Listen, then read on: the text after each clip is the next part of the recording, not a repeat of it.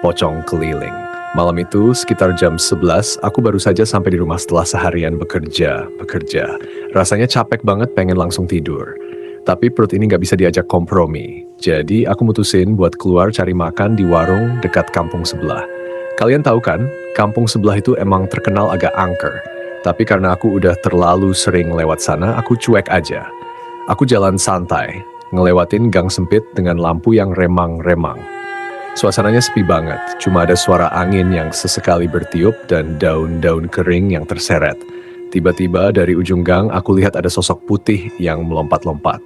Mataku langsung melotot. Jangan-jangan pocong. Aku berhenti sejenak, mikir.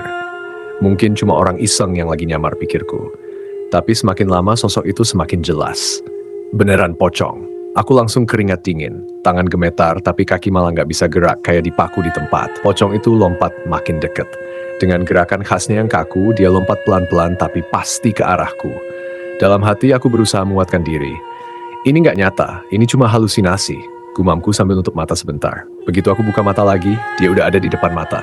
Pocong itu diam, ngeliatin aku dengan matanya yang gelap. Badanku lemes, jantung berdegup kencang. Tiba-tiba dia melompat lebih dekat, seolah ingin ngusir aku. Refleks. Aku langsung balik badan dan lari sekuat tenaga, meski napas udah ngos-ngosan.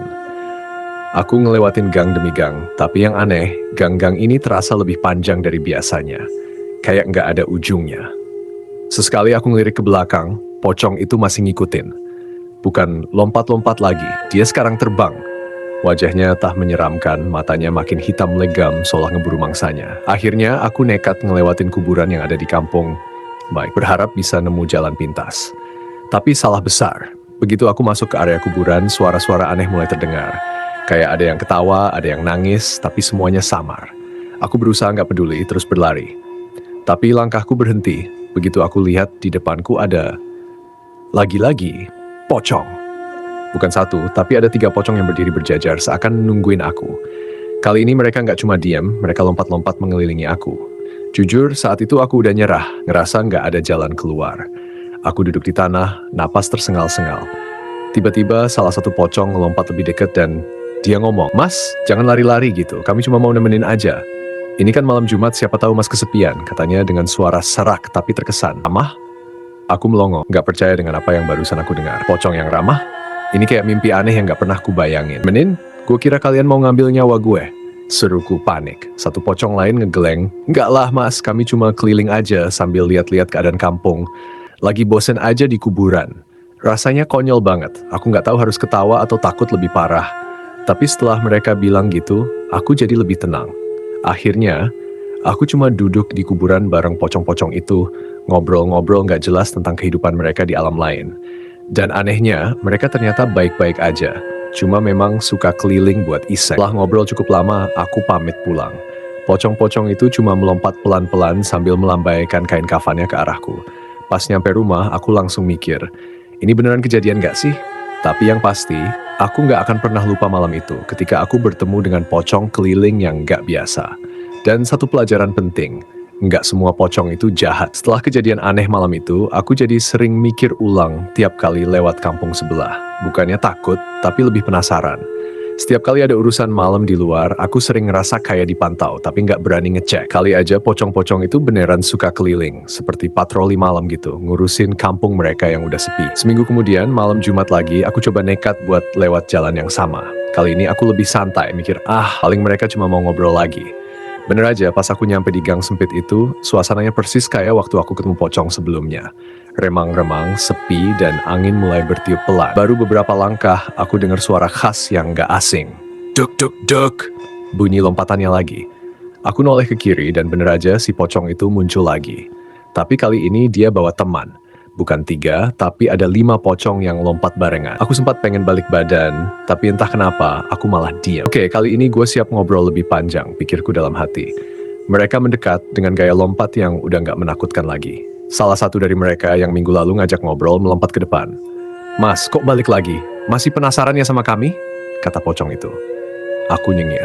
"Ya, bisa dibilang gitu. Tapi, kalian ngapain sih keliling terus tiap malam Jumat?" Si pocong ketawa kecil. Suaranya serak tapi terdengar bersahabat. "Kami cuma ngecek, mas. Biasa tugas kampung." Soalnya ada beberapa orang suka lewat sini bawa hal-hal yang aneh. Misalnya orang yang suka buang barang-barang nggak bener ke kuburan, kami harus cegah biar nggak ada kejadian buruk. Makanya kami keliling, sekalian hiburan lah. Aku mengangguk, berusaha memahami, walau kedengarannya tetap absurd. Terus kalian nggak ganggu orang-orang, kayak nakut-nakutin gitu, pocong yang lain yang dari tadi diem, tiba-tiba ngomong. Kadang kalau ada yang kurang ajar, kita isengin. Tapi kalau cuma lewat biasa, ya kita biarin. Kayak mas ini kan sopan, jadi ya cuma ditemenin aja. Aku tertawa kecil. Jadi untung gue sopan ya. Obrolan kita berlanjut dengan hal-hal yang aneh lagi. Dari cerita mereka tentang penghuni kuburan lain yang lebih serius sampai aturan-aturan gaib yang harus mereka patuhi.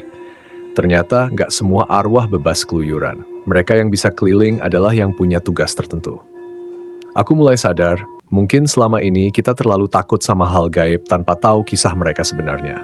Ternyata ada juga yang seperti kita, pengen sekedar menjalani kehidupan atau kematian mereka dengan damai, tanpa harus menakut-nakuti manusia. Malam itu, aku pamit lebih awal. Pocong-pocong itu cuma lompat santai sambil ngasih salam terakhir. Hati-hati mas, jangan lupa buat gak sembarangan buang sampah ke kuburan. Aku cuma bisa senyum dan angguk. Pulang sambil mikir, betapa absurdnya dunia ini. Kadang hal-hal yang bikin kita takut gak seseram yang kita bayangin, cuma perlu sedikit keberanian buat tahu kebenarannya. Semenjak itu, setiap malam Jumat, aku nggak pernah lagi ngerasa takut. Kalau ketemu pocong-pocong keliling, aku cuma nyapa dan mereka balik ngelompat sambil melambai. Kadang mereka ngajak ngobrol singkat, kadang mereka cuma lewat. Dan satu hal yang selalu kuingat dari pertemuan-pertemuan itu, pocong pun ternyata butuh teman.